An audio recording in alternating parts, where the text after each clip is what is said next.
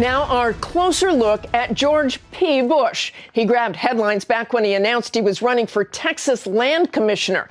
The bilingual 38-year-old seen as a potential GOP star. But now it's questions about his dad, Jeb, that are popping up most on the campaign trail. Chief White House correspondent Jonathan Karl met up with him in College Station, Texas. I want to thank all of our candidates as well. Down in the heart of Texas, there's another George Bush running for office. George P. Bush has been immersed in politics about as long as he's been walking. I pledge allegiance. He was just 12 when he first took the stage of a Republican National Convention. Few have spoken at so many of them. Now 38, he finally has his own campaign bus. You've been drawn to politics for a long time. This is the first time you're actually running. That's right. You know, until you put your name on the side of a bus or a placard or on the ballot, it's a different level of sacrifice, and it's one that I take very seriously. Now he's running to be Texas land commissioner. But on the stump, his focus goes beyond Texas. This president is the one leading the door on women. And this Bush, whose mother is from Mexico, says he wants to broaden the Republican Party appeal to Hispanics and to young people, and to moderates too. Does that mean being pragmatic? Does that mean being willing to compromise with Democrats? I think it's all of the above. At least in Texas, we work with Democrats. We work with Republicans of all stripes to make our state move forward. As land commissioner, he'll oversee millions of acres of oil and natural gas reserves.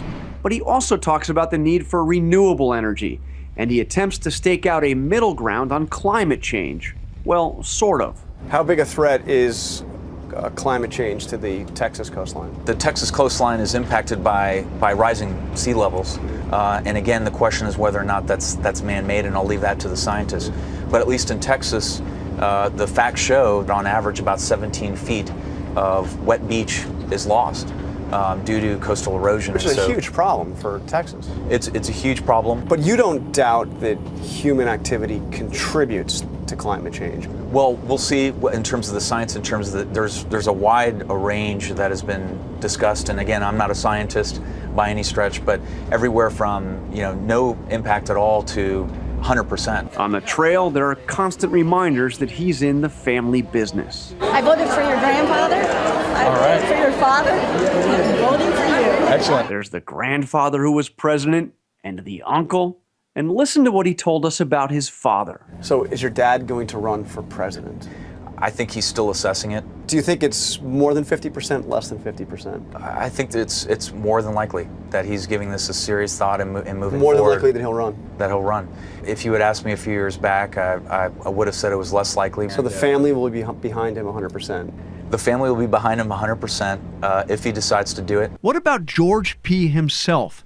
You don't grow up in this family without at least thinking about it, do you? You had to at some point think, maybe I'll be president someday.